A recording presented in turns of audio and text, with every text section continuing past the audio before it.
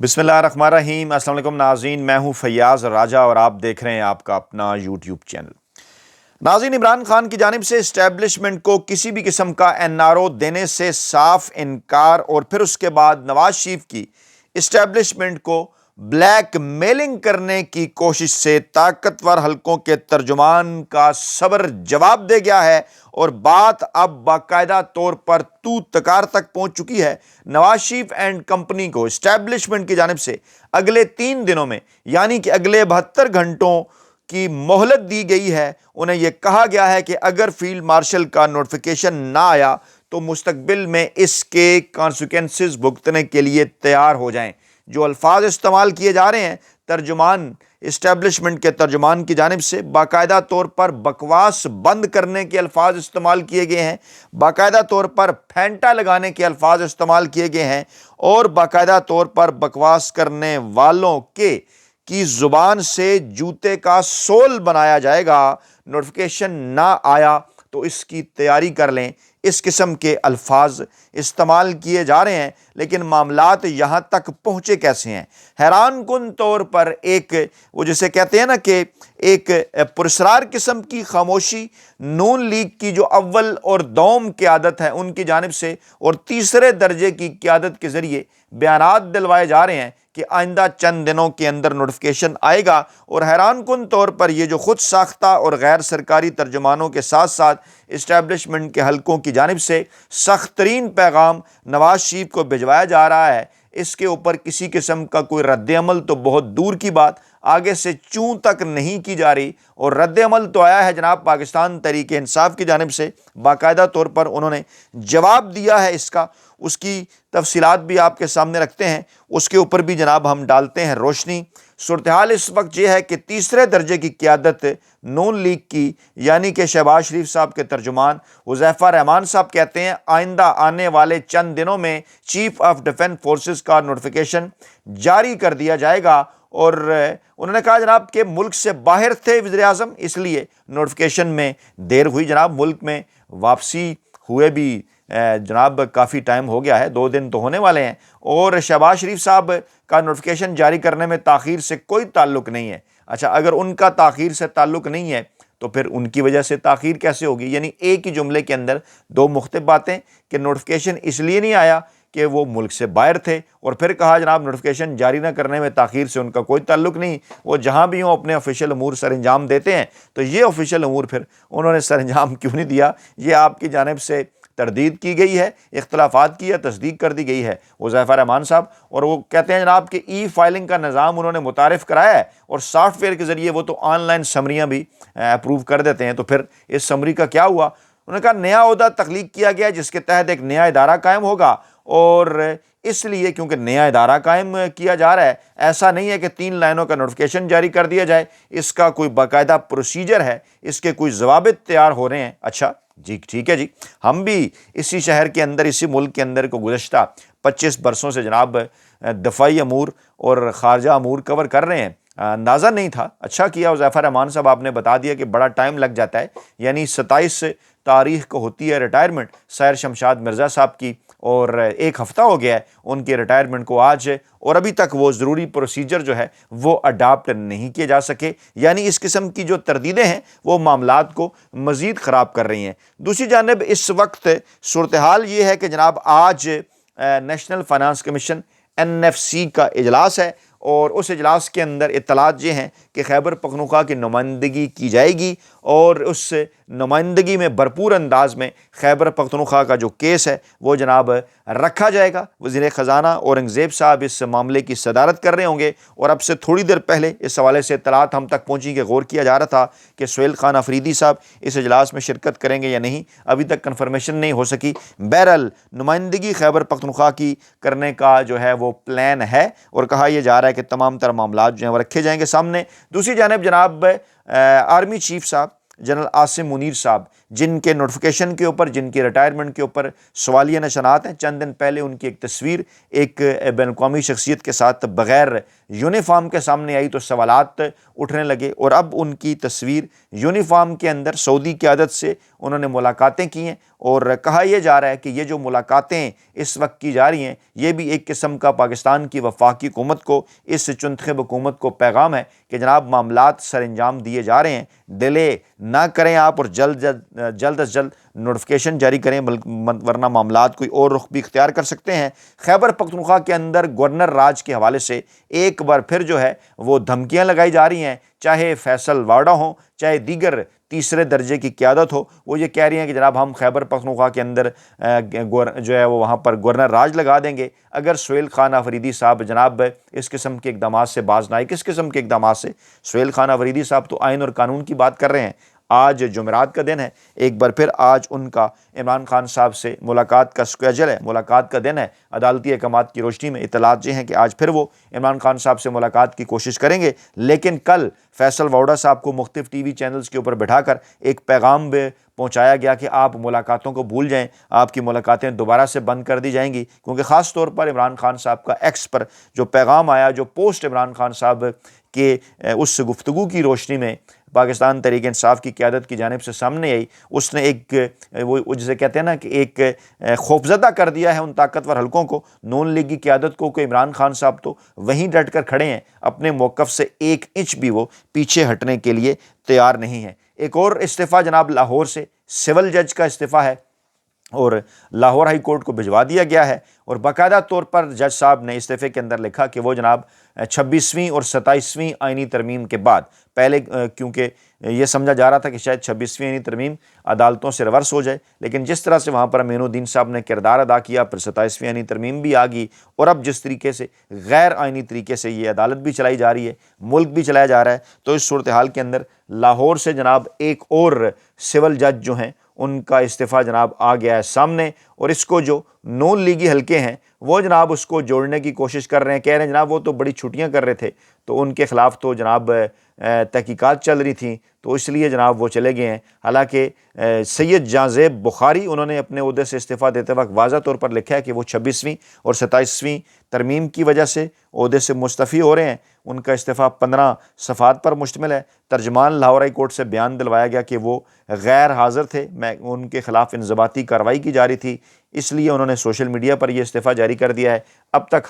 تک ہمارے پاس ان کا استعفیٰ جو ہے وہ نہیں پہنچا۔ پھر جناب بلاول بھٹو زرداری صاحب، کبھی نواز شریف صاحب، بار بار دونوں کی ری لانچنگ ہوتی ہے، کامیابی نہیں ہو پا رہی۔ بلاول بھٹو زرداری صاحب کی اچانک آنکھ کھلی تو وہ خیبر پختونخوا حکومت کا جو صحت انصاف کارڈ ہے، صحت انصاف منصوبہ ہے، اس کے پیچھے پڑ گئے اور کہنا شروع ہو گیا کہ جناب کہ یہ منصوبہ درست نہیں ہے، اس میں جناب اگر اتنے پیسوں سے اتنے پیسے بڑھ جائیں تو پھر جناب خود پیسے دینے پڑتے ہیں۔ اور بھائی اس وقت سندھ کے اندر، پنجاب کے اندر اور خیبر پختونخوا کے اندر جو صحت کا نظام ہے نا، اس کا آپ کمپیریٹیو انالیسس کر لیجئے، دودھ کا دودھ اور پانی کا پانی ہو جائے گا۔ بہرحال اس موقع کے اوپر کہ جہاں کچھ اور معاملات کے اوپر بات ہونی چاہیے، آئین اور قانون کے اوپر بات ہونی چاہیے، وہاں پر بلاول بھٹو زرداری صاحب نے یہ دیکھا کہ چلیں سب جو ہے وہ KPK کے خلاف بات کر رہے ہیں، تو چلیں میں بھی جناب اس بہتی گنگا کے اندر جو ہے وہ ہاتھ دھو لوں۔ دوسری جانب جو بیان آیا ہے پاکستانی اسٹیبلشمنٹ کے خود ساختہ اور غیر سرکاری ترجمان کا،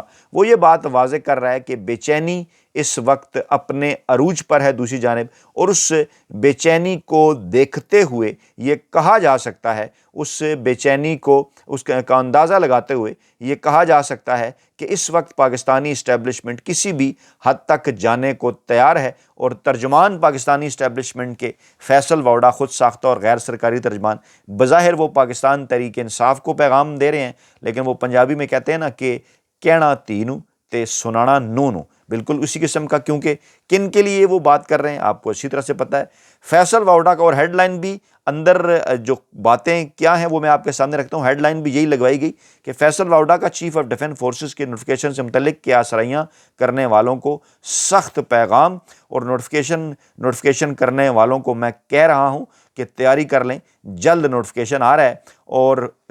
پیغام شروع وہ کر رہے ہیں ایکس پر کہ جناب عمران خان صاحب سے اڈیالہ میں ان کی فیملی اور وکلا کی ملاقاتوں کے حوالے سے بات کر رہے ہیں، اور کہتے ہیں جناب کہ ذہنی مریض اندھے اور بہرے آئین اور قانون کے مطابق سن لیں کہ فیملی کی ملاقات صرف حال احوال کے لیے ہوگی، وکیل کو کیس سے متعلق ملنے کی اجازت ہے، سیاسی بات اگر کسی نے بھی کی تو پھر پابندی لگ جائے گی۔ اچھا، اب ایک سیاستدان ہے مقبول ترین وزیر اعظم ہیں، پاکستانی عوام کے مقبول ترین رہنما ہیں، اس وقت بھی منتخب وزیر اعظم وہ ہیں۔ ارے بھائی اگر وہ سیاست کے اوپر گفتگو نہیں کریں گے تو وہ کیا پوچھیں گے آپ سے، کس کے اوپر گفتگو کریں گے؟ ڈیفینیٹلی سیاست کے اوپر کریں گے۔ موصوف کہتے ہیں کہ فیملی کی ملاقاتیں بھی سیاسی ہو رہی ہیں، اب سے وہ بھی کر دی جائیں گی بند، اور وکلا نے اگر کیس کے علاوہ کوئی سیاسی پیغام دیا تو وہ ملاقاتیں بھی بند کر دی جائیں گی۔ یعنی دھمکی دے رہے ہیں باقاعدہ طور پر، اور کہہ رہے ہیں کہ جیتی ہوئی افواج اور سپہ سالار کے بارے میں مزید بکواس برداشت نہیں کی جائے گی، بکواس کرنے والوں کی زبان سے جوتے کا سول بنا دیا جائے گا، بلا جواز عدم استحکام اور فوج کو